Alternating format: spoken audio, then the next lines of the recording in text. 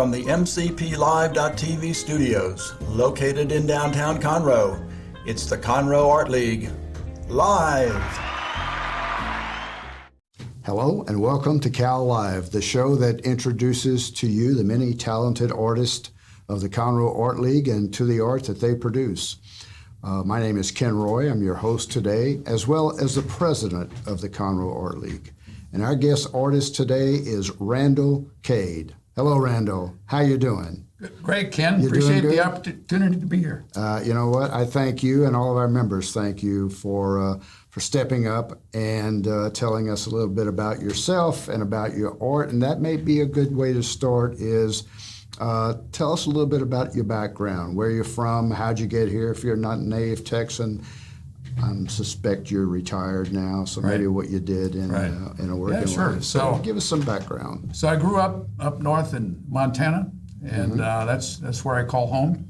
And we moved around as a kid. I lived up in Alaska and Washington and came back to Montana.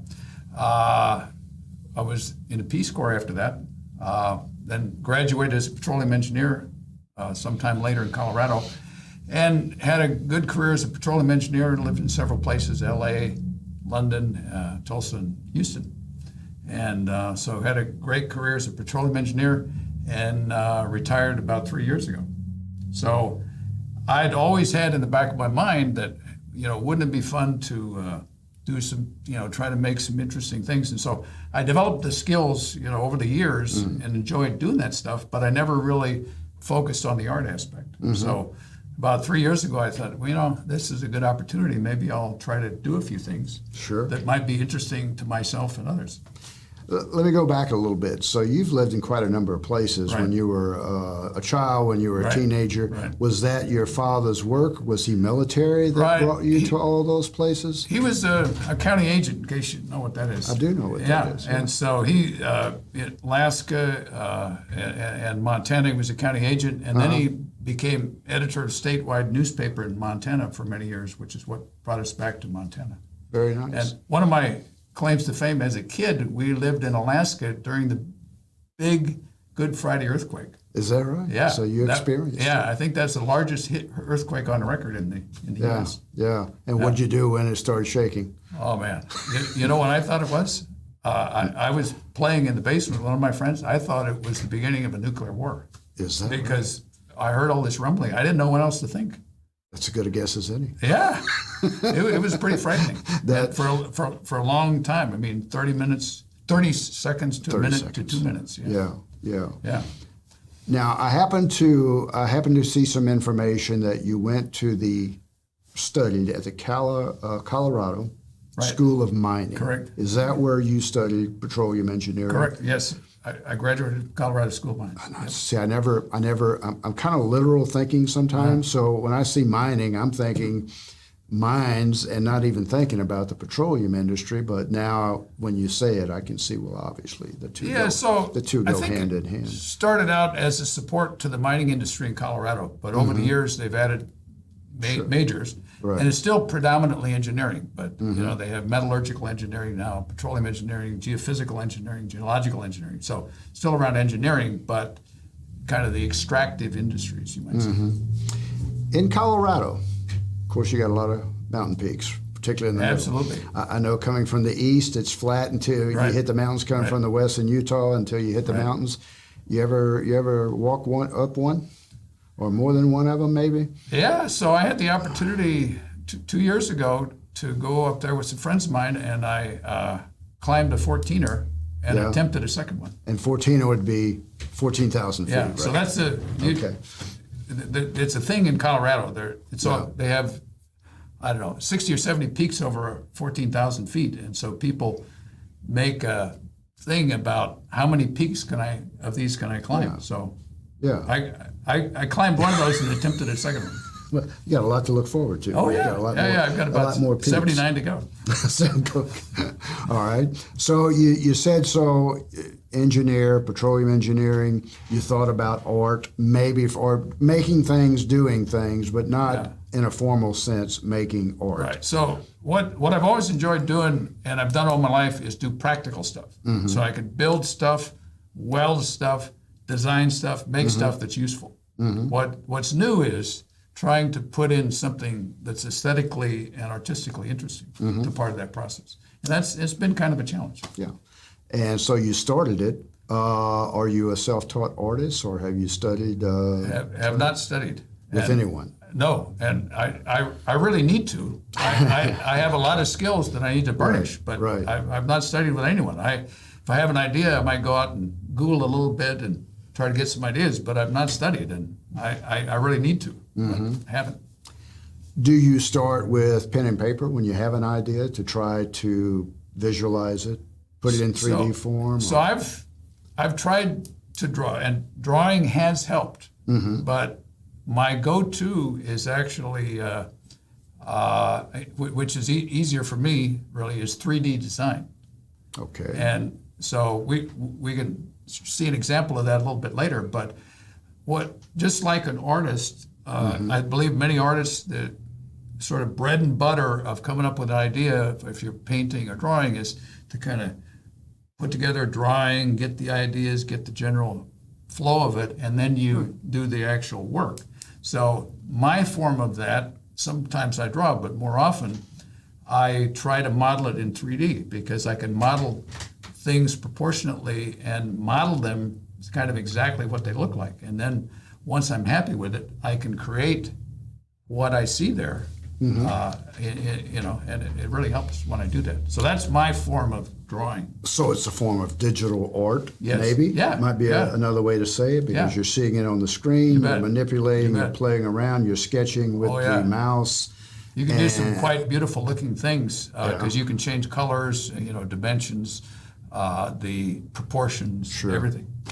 So once you have the model or the piece that you want to make, now it's a matter of printing, scaling it up. I wouldn't think you have to scale down too much, but you're scaling it up to the piece. Yeah. So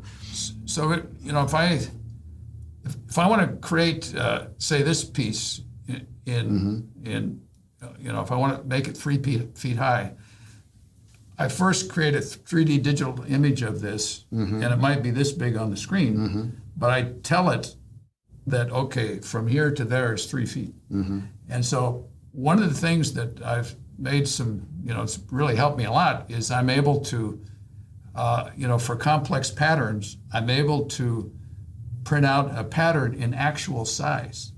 So I design it on the screen, I get it like I want it, and I have a large format printer, and sometimes I have to tape pages together. But I've done a number of things, including a couple of them we'll see in a minute, where I create the pattern in real size, and that's how I cut it out.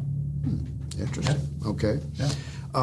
When you start thinking about what you're going to do, what's your source of inspiration? Is there anything in particular you're thinking?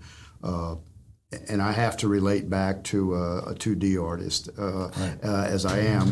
Portraits, landscape, mechanical things. Yeah, it's a little bit hard to say. Kind of my go-to concept that I'm trying to get out of is practical. Yeah. It's a lot easier for me to design something that has a use, and then maybe I can try to make it aesthetic. It's harder for me to sort of just design something for the joy of doing it, for the joy of looking at it and feeling it. But it's a good challenge for me, and I've managed to do that a few times. So that may be the. You ever heard the saying, "Form follows function," and maybe that's you got a function in mind. So the form's going to follow that, but you're going to maybe modify it, and it ends up becoming more aesthetic than a function. And what I hope to do, in the back of my mind, kind of a long-term goal is to create some work that I can display at the gallery that it's clear what the function is, but it'll either be fun or really interesting. And that would be like the ultimate thing to me, because there's a use for it, but it has great some artistic merit. Right. That's what I want to do. Now, I know we've talked in the past, and it's not come to fruition yet, but you've traveled plenty. You've seen what we would call public art in a lot of places. Yes. That you go to. Yes. And that's made quite an impression on Yes. you. Can you tell us about some of the places you've been and some of the public art that you've seen? In fact, almost every city I go to now, I, very consciously look, either before I arrive or when I arrive, do they have public art and can I go see it? Sure. And we visited my son in Columbia, Missouri, to use one example. They have wonderful public art up there, and we spent most of a day looking at the public art. And I've got pictures of every piece, which I'm creating a library. I'll give you another example. Sioux Falls, South Dakota.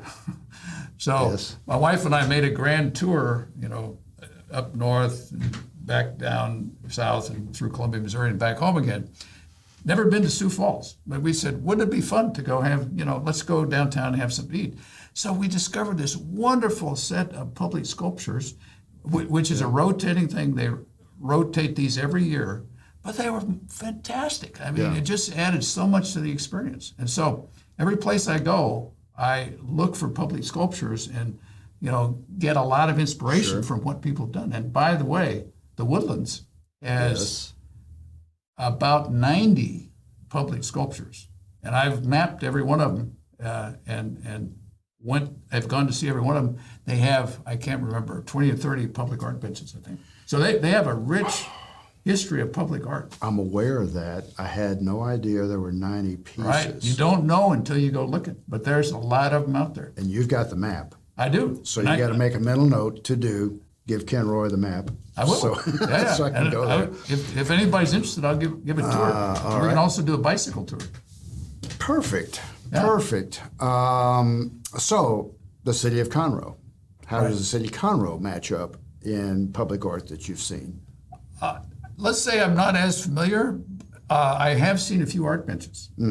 True, and some of our Cal artists have in fact painted some of those benches. And what I would say is that Conroe may be a perfect opportunity to start one of these rotating sculpture programs where artists are invited to, say get juried in, so to speak. But many artists might enter, but maybe 10 artists are chosen. They bring their sculpture. They're displayed in a prominent public place, probably downtown, but it doesn't have to be downtown. And then every year, a new set of artists, sculptures come in, and it really adds a new level of interest every single year. It's a great program. So it sounds like City of Conroe, if you're listening, sounds like you've kind of put out the basics of a plan if there was going to be public art in the city of Conroe. Right. I have put together a little plan and be happy to maybe we could pitch present it that if to we the city of pitch Conroe. that. Yeah, sometime. let's put it on the to-do list and see what we can do. I tell you what, let's begin looking at some of the art. And did we want to start with this first, or did you want to go to an image first? You want to start Let's start with this. Perfect. Let's look at these pieces here. These are two pieces that I had a lot of fun with, and so what was the inspiration for this? Well, it was kind of serendipitous. What these are in their most basic elements. We've got strap iron, angle iron, and pipe. So I have various pieces of this sitting around. So when I put this guy together, I was thinking, okay, I've got pipe, I've got angle iron. How, it's like a Lego or something like that. I thought, how can I put this together in an interesting way? So I played with the pieces and eventually came up with this, which, and one thing I like to do is kind of try to put motion and interest into it. Yes. And so I think it feels like it's moving, and that was part of my goal, is to, make him balance on one leg and make him feel like he's moving. So does it have a title, the piece? I call this guy Running Man. Running Man, Yeah. and not Balance Man, but Running Man. Yeah. And it does give, effectively, I think, the impression of running, obviously. Right. Now, you tacked on, or you welded the pipe, the angle iron, to put it together as a puzzle, and you had to grind some way the weld. Well, actually, that mostly not. I mean, I just take pride in doing a nice job of welding. You can do that good. Yeah, All this right. is So Okay. one of the things I Okay. built for myself and Right. built as a skill is Tig Welding. Mm-hmm. So I've got two different kind of welders, MIG and TIG. But TIG, with TIG welder, you can do a very nice controlled job of welding. So no grinding for most of these. I'm impressed. And so the finish, it's simply painted, or is it some kind of chemical applied to get that? Yeah, so nice? this is just a simple spray paint finish, covered by clear coat. Okay. Okay. And you've done a number of these, Randall? Yeah, I've done. This is maybe a series of 6 or so. Okay. Okay. And the next piece you want to talk about? I call these two maybe call it table art. Okay. And it's just nice because they're small, try to make them interesting and so on. This is another example. We've got pipe, we've got spheres, we've got 1/4-inch rod. Rod, sure. And so this is another example where I've got pieces. I'm trying to put together the puzzle into something that's interesting, and I want to put this here to create a little bit of off-balance feeling. And so, just a fun little piece. And that's simply just a pipe that you... Yeah, this is grab a pipe. cutting This is torch pipe, and- and then this is 1/8 by 2, flat strap iron. Right. Yeah. And that one, of course, is not painted or finished as this one. That one's going to be left to naturally develop a patina at some point. Yeah, it's an interesting question. I may have sprayed this with clear coat. I haven't really thought about this. It's just sitting on my shelf as something interesting. Well, it's the next project. Yeah. Don't clear coat the next one. You can, But I think there's kind of an attractiveness to the the finish of this natural metal. This is actually mill scale, but it does provide a different color contrast to the raw steel, which is that. Yeah, and I like, from the aesthetic standpoint, I like the repetition of the curves and the flow and the globes. The and see, that kind of stuff is where I could use a little training. With somebody who knows about this stuff. Yeah. But I'm kind of fumbling along trying to develop it. I know just a place you can go to is the Conroe Art League, because there is instruction. Now you may say, well, it's just painting or whatever, but there is an element of design. We need to talk about that. I've thought about that many times. All right, and we want to go into another piece, and we'll come back to these toward the end. Right. Okay, so if we could look at the first piece. A bird feeder, quite an extravagant bird feeder, and let me just clarify the whole. What do I want to call it? The holder, the framework. Yeah, I call it a bird feeder hanger. Yeah, bird feeder hanger. So everything that's arched upward and the circles is the bird feeder hanger, which I put together. So this is an example of something. So I had this need in my backyard. I wanted to make something aesthetic to hang bird feeders by. Yeah. Right. And so, it takes a little bit of effort to create something that's large, and it had to fit in a certain space.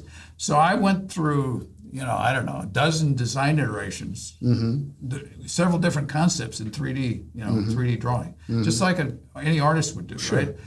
What looks good, what doesn't look good. And eventually I came upon this design. I like the curves, I like the circles. I do too. And I wish that the contrast was a little better next to the green, but But anyway, and then so the lower one, by the way, the lowest circle there has bird bath below it. Is that right? Yeah, and it doesn't really show up there. I don't know. I can't. Maybe see. it was. Oh, I think the bird bath wasn't created, but the lower circle is made to hold a bird bath. Oh, perfect. Yeah. Perfect. So this is an example where, again, 3D design. I can see how it's going to look before I do it, and then I actually used sort of real size patterns to get the curve right and to get the circle right. And you would have had a number of patterns, like you said before, because that was quite large. Yeah. 5 feet, maybe? Yeah, that thing's about eight or 9 feet high. 8 or 9 feet high. Yeah, including, it goes all the way to the ground, up above a 6-foot fence, and then it arches out like that. Impressive. And another feature of this, which I wanted to try to, I don't know, just as part of it, was that the blue parts are painted mild steel. Everything else is stainless steel. Stainless. Okay. So no corrosion. corrosion. And it has a nice look to it. Certainly does. Yes. Okay. Well, let's move on to the next piece. Big question mark? Yeah, so what this just wanted to throw this in quickly as a 3D design example. So I had this concept about a year ago, wouldn't it be fun to kind of make an artistic thing of a question mark? So I created something, and this used to be on a, say, 16 by 24, just flat blue background. And I've displayed it that way before. And I had the opportunity to put in a second piece this month, which I felt very lucky at the gallery. And I wasn't happy with that piece. So I thought, what can I do? I've got a day to get a piece over there. What can I do to make this thing more interesting? So that I had the question mark already in 3D. So I played then in 3D to look at different concepts that I could sort of craft fairly quickly, and came up with that vertical piece. And very nice. Put it together in a day, and painted it, and then got it to the gallery so that I could display something that I was a little more happy with than the way it was displayed previously. So that was in the gallery, that piece. Yeah. So that was sitting where the mask was. Oh, already. okay. So that was the piece I brought in to substitute for that piece. All right. Yeah. So maybe that would be a cue to go on to the mask if that's the next image, because that piece I remember because it was on the far wall where the courtyard is. So when you walk into the gallery and look straight ahead, you would see that image, and it was quite impressive. And I remember someone came over to me and says, Ken, I said, what? Those eyes, they move. I said, okay. Yeah, so tell us about that. This was a fun piece to make, and I did a lot of firsts in terms of my capability, and I'm always having to invent new ways to do things to put this stuff together. And so that was a lot of fun to put together, but I thought, what can I do to make it a little more interesting? So I said, okay, wouldn't it be fun if I could make the eyes move? And I had an earlier version of this where it was anyway, not as well developed as this, where I welded little bits together, and it was a lot of headache to do that, to allow the eyes to rotate. And so the next iteration kind of brings me to a topic that I've tried to incorporate now into art, which is 3D printing. And so if I can sort of show some examples, and we'll get back to that mask in a second. So could you explain 3D printing? Okay, so 3D, I want to assume everybody knows. Right, good point. So it's an amazing process when you see it, but in essence, the process is you have a thin filament of plastic, less than 2 millimeters in diameter. This is squirted through a high temperature nozzle, and that's anywhere from 200 to 250 degrees centigrade, pretty hot. It melts the plastic, and this nozzle moves around like this and deposits it layer by layer. Now that's the process. And so you have to have a 3D digital model of what it is you're trying to print. And so you say go, and this thing says, okay, do, like that. But it's got different designs, right? I mean, you program the design into it? So you're not buying a machine that does one design? No. This is part of the 3D design process. Yeah. I come up with a thing I want to make, and then I tell it to print. So that's your paintbrush. It's like my paintbrush. It's your paintbrush. So here's a simple example. Let's take a look at all this. So this is just 16 gauge steel, but one of the things that I'm experimenting with, I haven't really created any art this way, is you can see that this adds an interesting texture and also a 3D element to it. So this is something I printed that I can put on the steel and kind of adds some interest to it. Another kind of fun thing I'll just show, this is a bearing. It's like a bearing. Yeah. So this is a 3D printed bearing that I printed in one go. There's no assembly. You didn't have to, no assembly. You didn't insert the balls in the bearings in there. No. Wow. So this I printed in one go, and there's a little trick to it, and the trick to it is under each of these balls you have a second type of filament which is dissolvable. So all these balls are printed on the thing that's dissolvable, just like that. Right. You pull it out, you dissolve that in water, and that frees up the balls to do that. Amazing, huh? That is amazing. And I'd like to, so here's a something I developed recently. So this is a coaster, Yes. and with a kind of bicycle design. I enjoy bicycling. Sure. So the idea is to show a road and hills with a cyclist, and so to me this could be a very, very interesting design element for 3D art. You can imagine that you could create bits and pieces that you could display in 3D, or here it is kind of an art element by itself. I like that. Yeah, and it's got the symbolism for the ground. Yeah. It's got the symbolism for the terrain, the mountains, the Yeah. hills, or whatever, Yeah. and the look of motion of the cyclist going forward. Yeah. So the last example I want to show is this right here. So you mentioned the eyes moving Yes. in the mess, and I was proud that I was able to figure out a way to do this. Right. But here's what I did is previously I had welded bits together, so I came up with this design where I printed this piece as a base. I printed this piece as the part that rotates, right? Yeah. Okay, and then these are 3/16 steel peg, shafts, so that those snap together like that. Sorry, snap together like that. Oh, nice. And this way. Right. Okay. Yeah. And there's the eye. Right. So That's the eye.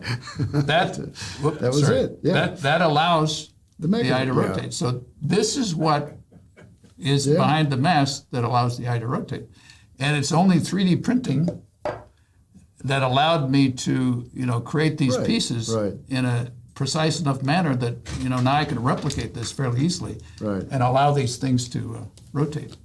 And that piece was popular at the reception, Got a lot of comments about it. and you got at least one what on it? You got one Sale. on Yeah, it. Yeah. Which I was, when they texted me about that, I couldn't believe it. I thought, and just a quick story about that. I've had that mask for 6 months, and there's some things about it I like, some things I don't. But I said, man, I'm going to take it up to the gallery, and I don't think anyone's going to buy it, but it'll be a good experience, right? Sure. I'll go up there and display it, and you never know. The right customer was You there. never know. That's good.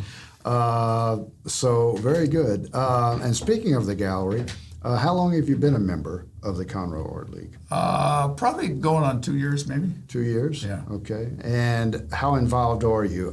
You show at the gallery, so obviously you docent at the gallery. Right. Any activities outside of those? Not at this time. Those two things that you do at the gallery. Okay. If people watching were interested in finding your art, there's really right now only one place to see it. It's when you exhibit at the Art League. Right there. So soon, Right. whatever that means. Okay. I want to put this on Facebook and Instagram. It's not there yet. But you have plans to get Yeah, on Facebook and yeah. Instagram and begin to show your pieces. Right. I don't show my work on Facebook except occasionally. I reserve Instagram for that because I don't have to mix up personal stuff. I just art on Instagram. But it's really a nice way to show It is. your art. And I had another artist show me her Instagram site, another Cal member, and that's the way to go. So I need to get that going. You need to get, it's very simple. Yeah. It's very simple to get it going.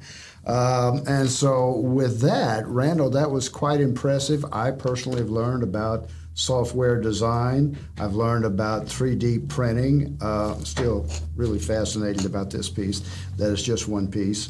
And all that you're doing with that. And there's so much potential here. You've got a lot of ways to continue to explore all the possibilities with that.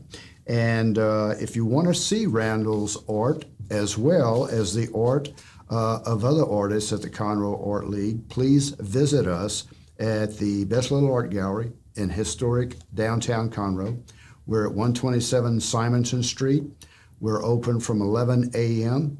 to 4 p.m. Tuesday through Saturday. Join us there, please, where you can see us live our creed: create, appreciate, learn.